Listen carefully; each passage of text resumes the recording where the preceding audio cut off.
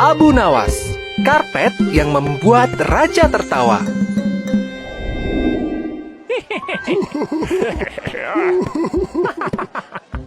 Gelak tawa terdengar dari sebuah kedai. Terlihat sekelompok lelaki sedang berkumpul di salah satu meja. Cerdik sekali ide itu. Benar, aku yakin kali ini dia tidak bisa lolos. Oh, kebetulan sekali orangnya datang. Hei Abu Nawas, lekaslah kemari. Ada apa? Setelah sampai di depan mereka, dia kemudian memesan satu minuman hangat. Engkau terkenal sangat cerdik dan selalu saja bisa lolos dari hukuman Raja Harun. Kami penasaran, apakah kali ini pun engkau bisa lolos? Apa maksud kalian? Begini, kami punya satu tantangan untukmu. Benar, kami yakin tantangan ini sangat sulit dan engkau tidak akan bisa lolos dari hukuman sang raja. Bukan Abu Nawas namanya jika dia tidak berani menerima tantangan. Maka, dia pun menjawab dengan mantap. Tidak ada satupun yang membuatku takut kecuali Allah Subhanahu wa Ta'ala. Lekaslah kalian katakan padaku. Selama ini, belum pernah ada satu orang pun yang berani memunggungi raja. Apalagi memberikan pantat, bukan? Tentu saja, itu merupakan bentuk penghinaan yang sangat besar bagi seorang raja. Siapapun yang berani melakukannya pasti akan dihukum mati. Nah, itulah yang ingin kami ketahui. Apakah jika kamu yang melakukannya akan berbeda? Bukankah selama ini kamu bisa lolos dari hukuman raja? Sudah aku katakan, tidak ada satupun yang membuatku takut kecuali Allah. Maka Raja Harun pun tidak membuatku takut. Jika aku berhasil melakukannya, apa imbalan untukku? Setiap orang yang berkumpul di kedai itu saling memandang. Strategi mereka untuk mempermainkan Abu Nawas sukses besar. Mereka semua yakin bahwa Abu Nawas akan gagal. Karena itulah, mereka menyebutkan hadiah yang luar biasa besar. 100 keping emas. Tapi ada satu syarat lagi. Raja Harun harus tertawa saat kau melakukannya.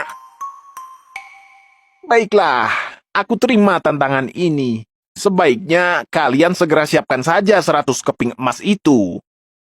Kalian semua dengar? Abu Nawas menerima tantangan ini. Kalian menjadi saksinya. Abu Nawas, kami memberikan waktu 1 bulan untukmu. Abu Nawas terus melangkah dan tidak menghiraukan ucapan mereka. Sebenarnya, Abu Nawas tidak menerima tantangan itu dengan penuh percaya diri seperti biasanya.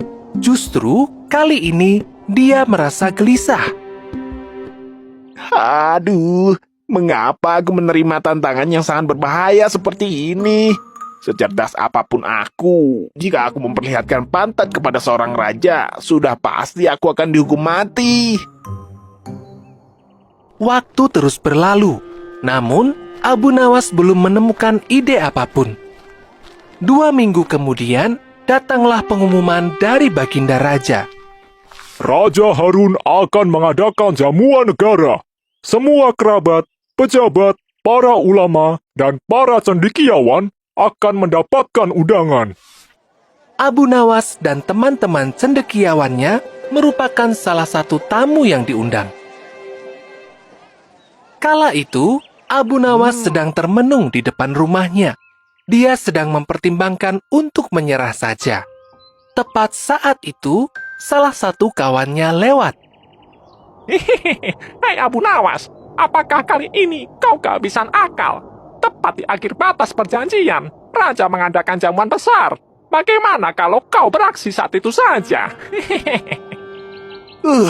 Kau ini membuat kepalaku tambah pusing saja.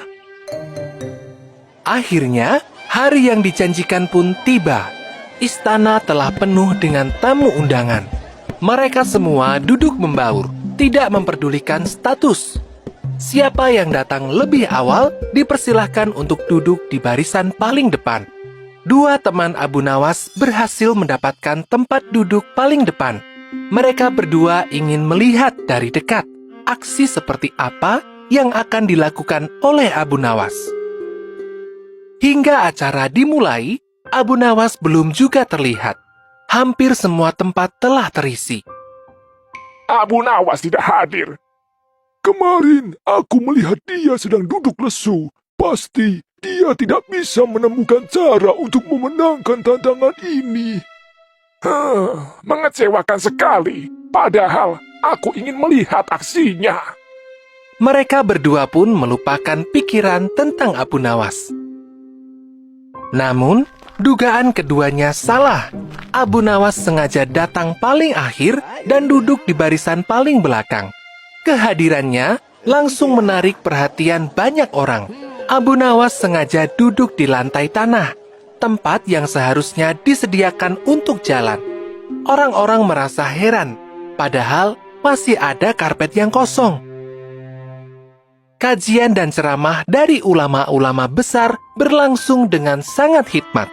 Kini, giliran Raja Harun untuk menyampaikan pesan-pesan kepada seluruh rakyat yang dicintainya. Saat Raja maju ke tengah podium, Raja pun melihat tingkah aneh Abu Nawas ini. Abu Nawas, mengapa engkau tidak duduk di atas karpet? Pindahlah segera. Baginda Raja yang mulia, terima kasih atas perhatian Baginda kepada saya. Namun, saya sudah merasa bahagia bisa duduk di sini, tempat yang bisa langsung melihat wajah Baginda dengan jelas. Jawaban Abu Nawas ini penuh dengan sanjungan sekaligus bantahan. Abu Nawas sengaja membantah perintah Raja untuk menarik perhatiannya. Tidak bisa. Majulah dan duduk di atas karpet. Mohon maaf, Baginda. Saya sungguh tidak apa duduk di sini. Masih ada karpet yang kosong. Mengapa engkau rela duduk di tanah dan mengotori bajumu sendiri? Ampun, Baginda. Sesungguhnya saya sudah duduk di atas karpet. Aku tidak melihat ada karpet yang kau duduki. Karpet mana yang engkau maksud? Sesungguhnya saya membawa karpet sendiri dari rumah. Sudah lama saya membelinya, dan ini merupakan karpet kesayangan saya. Gumaman mulai terdengar dari berbagai arah, termasuk kedua sahabat Abu Nawas yang telah memperhatikan sejak tadi. Raja Harun semakin penasaran. Dia pun kembali bertanya, Aku benar-benar tidak melihat karpet yang kau duduki. Jangan bilang jika itu adalah karpet ajaib, dan hanya orang cerdas saja yang bisa melihatnya. Aku tidak akan tertipu dengan trik semacam itu. Oh, tentu saja ini bukanlah tipuan, Baginda Raja. Jika Anda mengizinkan, saya akan memperlihatkan karpet ini. Abu Nawas pun berdiri dan mulai berjalan maju mendekat ke arah Raja Harun.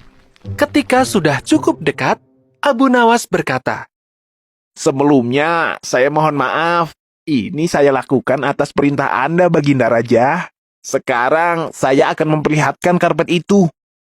Abu Nawas pun membalikkan badan dan memperlihatkan pantatnya. Ini dia karpet milik saya.